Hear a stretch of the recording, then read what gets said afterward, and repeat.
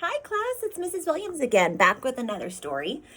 This one is if you were a kid on the Oregon Trail, what you could expect life to be like.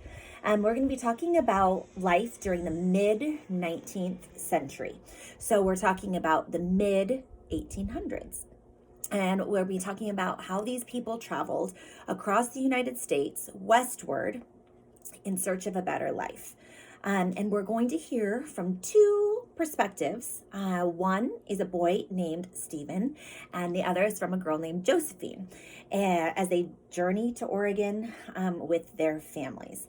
It's an exciting blend of fiction and nonfiction. So some of these things really did happen. And then part of it is also a created story just to give you a better idea of what life was like. If you were a kid on the Oregon Trail, a different way of life. During the mid 19th century, many people left their homes and they traveled westward to Oregon in search of a better life. Most of them followed a path we know today as the Oregon, say it with me, Trail. Right, the Oregon Trail. Imagine you were a kid traveling on the trail. The clothes you wear, the kind of home you live in, and the foods that you eat would all be different. You wouldn't go to school. Instead, you would walk for hours and hours and hours every day. You would cross dusty plains and green forests and steep mountains, all on foot. It would be a difficult journey. And even after arriving, life would not always be easy. Despite all this, around the 1850s, many people traveled thousands of miles to cross the country in search of a new place to call home. Turn the page to set off on your own journey west. You will see that life today is a lot different than it was in the past. All right, we are going to meet Stephen. Here's a little picture of him here. This is Stephen Bird. It is spring of 1845, and he and his family have left their home in Pennsylvania. They are headed to Oregon, where there is land available for them to start a farm. If you want to pause the video and get out that map and look at where Pennsylvania is, and then see how far away Oregon is, that would be a good thing for you to be able to visualize. They are heading to Oregon where there is land available for them to start a farm. Though Stephen is excited about the trip, he's sad that he has to leave his friends and relatives behind. Stephen's mom, she tells him that he will make plenty of new friends out west. However, he's still really worried that he's going to feel lonely in Oregon. Have you ever moved before? Can you relate to how Stephen is feeling? Experiencing something that's very different than what you knew before? Well, this is a picture of Josephine and her family. Meet Josephine Jenkins. 2 years ago, her father left the family behind in St. Louis, Missouri, and he traveled to Oregon. There, he opened a shop to sell supplies to other immigrants. What are immigrants? Have you heard that word before? A lot of times if a book gives you a bold word that is in a different color than the other text, like the word immigrant there is orange, they're going to give you a glossary of words in the back to know. And it just happens to be there. Let's see if you were right.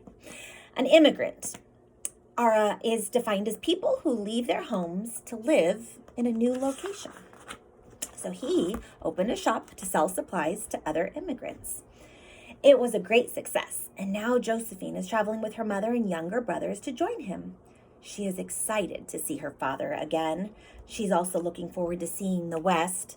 Though she has never left St. Louis before, she has an adventurous spirit. She cannot wait to write about that trip in her journal. How many of you are keeping a journal right now during this time? My kids are, and it would be a good time for you to start that. I'll probably send you out some journal prompt ideas of things that maybe you can write about. But journals help us remember important things that happened. In fact, a lot of the history that we have of this period of time and many others was from journals or stories that people kept to tell about what life was like then. Well, it was a bright sunny morning in May of 1845, and the town of Independence, Missouri was full of activity. A huge crowd gathered there each spring to begin their journey on the Oregon Trail. So about this time, this is springtime. Stephen and Josephine were among the many people finishing preparations for the trip. Stephen helped his dad make sure their wagon was ready. Josephine and her mom packed up the family's many supplies. Just imagine you have to pack up everything in that wagon that you need to live in your new place. If you moved across the country today, it would be easy to stay in touch with your friends. You could call on the phone, you might even video chat or be able to text them, but none of this was possible for these kids during the Oregon Trail. Back then, it was difficult to even send a paper letter back home. There was no mail service, not yet. Well, soon, a few wagons at a time, everyone began setting off on the trail.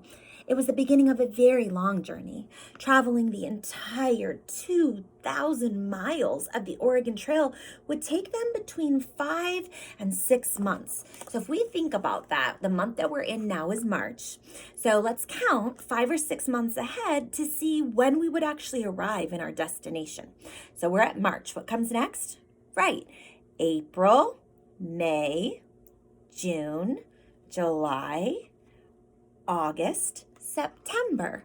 So it would be in the fall that we would be arriving at our new destination. So we'd be half a year older by the time we got to that new state. Near the front of the group, Stephen rode on horseback alongside his father. Farther back, Josephine walked next to her family's wagon with her younger brothers. Remember, those wagons were holding all those family essentials, all those important things. And so they needed to walk. Today, it's much easier to travel from Missouri to Oregon. Traveling by car on modern roads, it takes less than just like 24 hours. By airplane, it takes under 4 hours. People did not have these options, though, during the time of westward expansion. Instead, they walked or rode horses. They crossed what are now the states of Kansas, Nebraska, Wyoming, and Idaho. There were no roads, and the terrain was difficult and even dangerous in places. Do you see that word terrain is orange? Can you see it? So I'm going to go back to that glossary and tell you what terrain is defined as. Terrain, an area of land. All right, back to the story. There were no roads, and the terrain was difficult and even dangerous in places. This is a picture of a group of settlers heading west sometime around 1850. Well, by evening, you guys, everybody was really tired. All the wagons stopped in a big group. Some people began cooking dinner, and others made sure the animals had food and water. I wonder what your job would be. Josephine was excited to write about the day in her journal. She had seen many exciting things, but as she searched the wagon, she began to panic. She got scared. Why do you think she got scared? If you guessed that her journal was missing, you were right. This says here, if you were traveling across the country today, you would probably stop at a hotel to sleep. But there were no hotels during the time of the Oregon Trail. Each night, people camped outside in the wilderness. They ate simple foods such as beans, rice, and bacon, and they built fires to stay warm and slept on the ground. Some of the men took turns sleeping so they could watch out for animals and other dangers. This is a picture of those settlers taking a break around 1850. Well, remember, Josephine's missing her journal. The next morning, everyone woke up early. After breakfast, Stephen helped pack up his family's things. It was time to get moving again. As he was about to mount his horse, Stephen noticed a small red book lying in the weeds nearby. He picked it up and he gave it a closer look. Flipping through the pages, he noticed it was somebody's journal. He decided to keep it in case he could ever find the owner. Well, you guys, there wasn't much time for kids to play or relax while traveling on the Oregon Trail. Children were expected to help out with many chores. Some cared for younger brothers or sisters. Others collected water. This helped save time for the adults to do other important jobs. This is an example of a bucket that may have been used to collect water from streams or other nearby sources. Every day continued much the same way. The group woke up early, traveled all day, and camped at night. I mean, can you imagine? Like, camping is super fun, but you camp for a week and you're thinking, gosh, I'm ready to have like my own bed and to stay put maybe for a little bit. These guys were camping for how long? That's right, 6 months. The group woke up early, they traveled each day, and they camped at night. Along the way, Josephine was amazed at the incredible sights. The group crossed vast, it's in red, let me look it up. Vast, it says, means very large in extent and amount. So very large plains, and climbed hills so high she could see for miles. Think about it. What are plains? Are plains flatlands or are they mountainous? What do you think? If you said flatlands, you're right. And that area they were crossing over, you could see miles of plains. It's a homophone, not spelled like an airplane. Plain. They even passed a huge rock shaped like a chimney. Josephine wished she could describe the amazing views in her journal. Well, if you went on a trip today, you guys would probably take a lot of photos along the way. But Oregon Trail travelers, they didn't really have that opportunity. Though the earliest cameras had been invented, they were really rare and they were super difficult to use. So instead, most people, like I said earlier, they recorded their thoughts in journals, took notes, and drew a lot of pictures. This is a real picture of a journal kept by a settler traveling to Oregon. The journey west was sometimes very risky. One evening, Stephen heard his parents talking about a young girl who was traveling with the group. She had started to feel sick that morning. By the afternoon, guys, she was dead. Stephen felt very sad to hear this news. He hoped the girl wasn't the owner of the journal that he had found. Traveling without doctors or medicine, guys, many illnesses that are easily treated today were much more dangerous during the time of the Oregon Trail. A case of the flu or the measles, it could be deadly. People on the trail did not have access to doctors. They also didn't have the medicines that we use today. Cholera and smallpox are serious diseases that can be cured now, but they were a risk for people traveling on the Oregon Trail. This is actually a gravestone of a woman who died of cholera on the Oregon Trail. The word cholera is red, so I'm going to go back to that glossary. A dangerous disease that causes very bad vomiting and diarrhea, usually due to dirty water. And smallpox is a very contagious disease that causes a rash, high fever, and blisters that can leave permanent scars. One night, as the group neared Oregon, there was a small celebration. Everyone was excited that the journey was almost over. Everyone talked, they danced, and they laughed around a campfire. Josephine spotted a boy sitting all by himself. Who do you think the boy was? "Hi," she said with a smile as she walked toward him. "I'm Josephine." "My name is Stephen," he replied, returning her smile. Along the trail, people had fun ways to entertain themselves. Some might have brought along musical instruments, and others might have sung songs or told stories around a campfire. What kind of instrument is that? Do you know? If you said a violin, you're right. Stephen and Josephine told each other why their families were moving to Oregon. They also talked about everything they had seen along the trail. "I only wish I had my journal," Josephine said. "I really wanted to write about when we met that group of Native people." A look of shock and surprise, it crossed Stephen's face, and he suddenly stood up and he ran toward his family's wagon. Josephine watched with curiosity as he came back carrying a small object. It was, can you guess? Her journal. Meeting Native people. Oregon Trail travelers often met Native Americans during their journey west. Tribes such as the Shoshone, the Sioux, and the Ute were among the people who lived in the areas that the trail crossed. Most meetings between the Native Americans and the settlers were peaceful. Sometimes they traded for food and other supplies.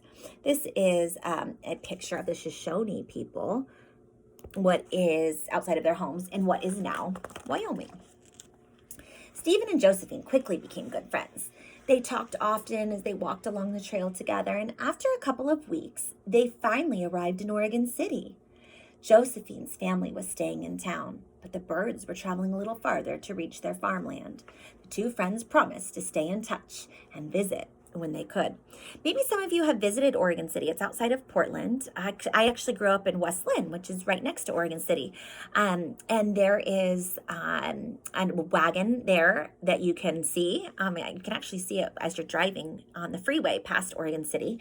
But it was an actual wagon that was used on the Oregon Trail. And then and that's where these settlers ultimately went. But if you traveled to Eastern Oregon, there is also an interpretive museum that is really fantastic, that has lots and lots of artifacts and things of those people who came across the Oregon Trail. Brand new homes. In the early days of the Oregon Trail, settlers did not arrive in fully developed towns or cities. There might be a town center with a handful of buildings. Some settlers would have set up campsites and farms nearby, and as more people arrived, more buildings, streets, and other structures sprang up. You guys, can you believe it? That was Portland. Big Portland looked like that in the middle of the 1800s. In town, Josephine and her family finally joined her father. He was excited to show them the new house he had built. The family would surely be happy there now that they were together again. Meanwhile, Stephen and his family arrived,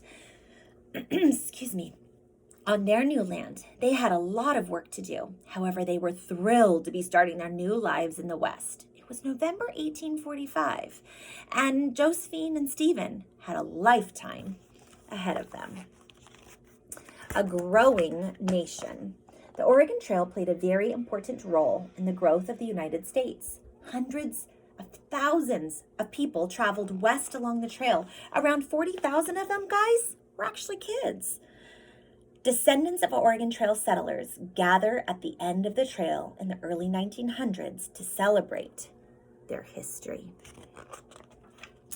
And here is a map that shows you that journey from Independence, Missouri, across Kansas, Nebraska, Wyoming, Idaho, Oregon, and here, Oregon City.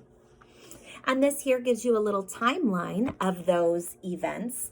In 1812, fur traders established the first U.S. settlement in Oregon. In 1834, a group of settlers leaves Independence, Missouri, and becomes the first to travel the entire Oregon Trail. Guys, get this, on foot. They walked it. In 1841, the first wagon train leaves Independence for the west, a group of wagons traveling together. In 1869, the first railroad to cross North America is completed, and the number of travelers heading west on foot and by wagon quickly goes down. Take a train. It's a lot easier and safer. And in 1978, the Oregon National Historic Trail is established to preserve this historic route. You guys, I hope that you enjoyed this story and got a little better idea of what life was like for people on the Oregon Trail. It was a long one. So if you hung in there with me to the end, thank you. And I will be back for story time later. Bye, guys.